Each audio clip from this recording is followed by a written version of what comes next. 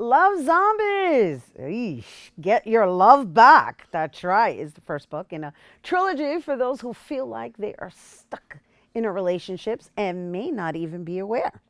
The book offers advice to those who want to take their love life back from the dead. Here now to discuss more, please welcome co-authors Edna J. White and Nicole Jean Christian. Hello and welcome back, ladies. Yes, Thanks. yes, it's So great to good be back. Yeah. We are happy absolutely. to have you back. You're rocking the I red. know. We didn't do this That's on right. purpose. Well, that's the love zombie theme. You didn't do it on purpose. Absolutely not. Nope. So you guys didn't coordinate this. Absolutely Absolutely not. Nope. How interesting. We certainly have a message to convey today. Absolutely, yeah. Can't wait yeah. to hear it. Yeah, yeah. So, I mean, obviously, I gave a little insight to our audience about the just energy vampires. And just before we even begin that, let's just give everybody a little background on both of you ladies. Even though we had you on before, let's reintroduce you.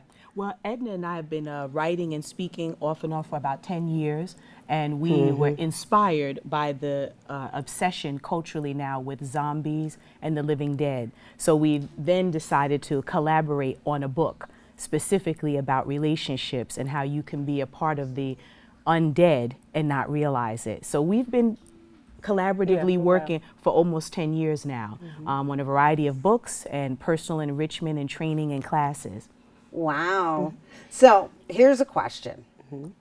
How are you even able to, I guess, work together, coming from different places, coming from a different background, and come up with this concept of, I guess, assessing energy? Well, I definitely believe in energy all the time. Everything I do is about energy. And how we started working together is she was my sister's best friend in high school. And we worked together politically most of the time. And we didn't decide to collaborate until a few years ago, about 4 or 5 years ago. And when we discovered this book, this energy with this book, we decided we were always talking about love, and we were going through issues with love and relationships. So we kind of got together with that, and we were talking, and we're really cracking up one day about zombies and what they do to you, and then I said, wouldn't it be great to let's do a book on that? So let's talk a little bit about the term zombies and where that comes from, and just really the fact that there's actually a lot of people walking around life living like zombies. Oh, yeah. So let's start there. Yeah, well, we look at the characteristics. What do we know about zombies? They're not living, but they still act alive. They eat brains, or they take your life energy and your blood and your thinking, and they always want more. It's an insatiable desire for more, just so that they can continue what they're doing, not necessarily as it relates to you. The other interesting thing about zombies is usually when a zombie attacks, they turn you into a zombie. So they take your energy and make you like them. And that's the difference. That's the difference. So that's where the whole idea about energy transference comes from. So there is a subliminal message behind the cultural obsession with zombies, the living dead, the vampire series, about this whole idea of exchanging your energy. And then the person uses that and then makes you like them. You know, it's a very fascinating topic.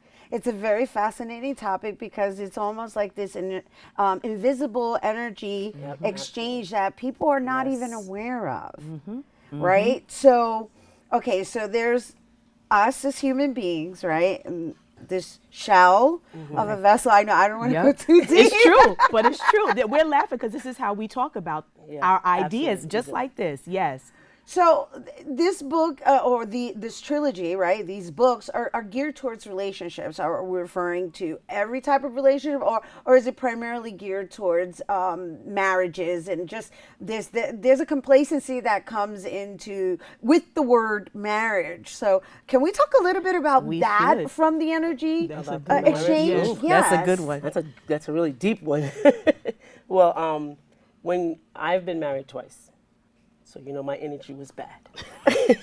Ouch. Okay. I was married too. So you're married twice too? Once. No, once. Yeah. She was like so, once, twice. Yeah, once, twice. Yeah. See how it goes? So, being married as women, we often give up our independence men never give up their independence, if you know that. Excuse me, men out there. This isn't a hate on men topic. It's just that there's a certain pattern. Right. Oh my gosh. It's a pattern. It just came out like It's a pattern. Yes. and we didn't rehearse that. No. So what happens is that we become labeled. You know, we're a wife, we're a mother, we're somebody, a caretaker. We take on all these labels, and we forget about who we are in the beginning, and we lose all of that. So we talk about that, about losing your brains. That's the point of the brains, them eating your brains and you serving them.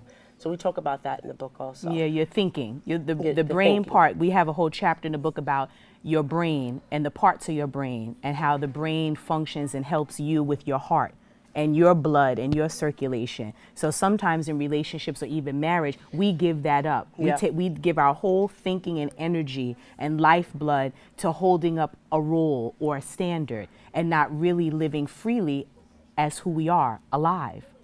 You know, I know you're obtaining your PhD, right? Yep. And so I'm bringing remember that up. that? Yes, I remember. And so I'm just bringing that into the topic of just relating the energy with the body and how the body takes it on, and which is what we're discussing right now, right? Aside from the fact that, because you're using references like eating your brain up, but the truth be told, it's like something goes to sleep and then other things are neglected within yourself. Right. And that goes to one of the things we talk about in the book is a lot of people talk about relationships or even going to school as work. You know, that it takes work. You have to do this because it's work. And giving up your thinking and your heart and your energy with the idea that you're going to overcome these unsurmountable tasks or obstacles or whatever it is. But the truth is, life really should be easy. Right. It really should flow. Right. Even when you have to go around, when the river flows, it goes around rocks. Right. It doesn't push it out of the way. Right. That's the way our life is supposed to be. And we talk a little bit about using that term work. I got to go to work. My relationship is work. My school is work. School work. Where did we get that from? That's all social roles. That's all roles that people put on us. And it changed our language and our thinking. So we have a whole section about the words that you use to describe the things that you do. It takes on energy and it affects you. I'm deep in this conversation. I can't wait to read the book myself. Well, we have a copy here for you. Yay! This is yours. Hot off the presses. Hot off the presses. Yes. Just for you. You know, I mean, we could sit here and we could talk probably the entire hour about just the importance of how we use our words and how the words manifest our reality. And that's what we're talking about right now, and how we're not taught about that in school, and it's actually part of our being. Yes, and if you avoid it, it will come back. Hopefully it won't come back and change you into a zombie. Right. Hopefully you will still be among the living. Right. Once you recognize it and make a difference and ignite the emotion in you to do the things that you want to do. So in the book, are there techniques, you know, of like making choices? Because, you know, there's a lot of people, and just in life that they tend to refer to themselves as being depressed. And so that's a common term, and I think a little too common for my taste. And so does this book assist in the area of just igniting the shift in choice, the shift in thought process, the shift in language? Absolutely, yeah, we do. We actually thrive. We talk about this all the time.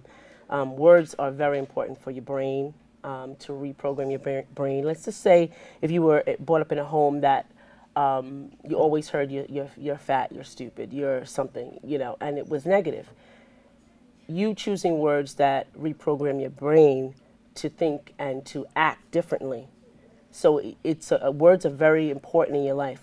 So much so, affirmations are so very important. And we have that in our book. We have some exercises you can use to affirm the positive things that you may have interpreted as negative. Right. We also have like 3 steps that you can use to identify a zombie, 3 characteristics, and then the 3 steps that you can use to rid your Yourself, zone, yeah. your zone, because we have a zone. That's so nice. you want to keep zombies out of your your zone. Yeah, So we yeah. have There's a 3 consciousness, steps. right? Yes. Like you can only go Totally. this far Like and that. you can only Yes. stay this long. Yes, and that's what we said. Limit. Look at this. I Absolutely. haven't Yep, even read the limited. book. Right. I'm Oh, all yeah. excited. I'm so excited. So there are techniques. Woo, Yes. love it, love it, love it. So this is the first one. It's a trilogy. You brought me a copy. I'm really excited about that. Where can people get a copy? Oh yeah, Amazon. Yes, Amazon. We're on Amazon. Just type in Love Zombie, either my name Edna White or Nicole Christian, and it pops right up. Awesome. Thank you so much Take for a, coming. keep a lookout for the second. Right. Vampires. When's it coming out? It'll be out in probably about 2 months. In about 2 months? Great. Well, we look forward to bringing it Oh, back. yes, absolutely. Thank Yay, you. ladies. Thank you. Thank you. All right. We're talking about self-love too, my people. That's right. Absolutely. So for more on Love Zombies, visit booklaunch.io, is it? Yes. Yes, it's booklaunch.io/Edna J. White.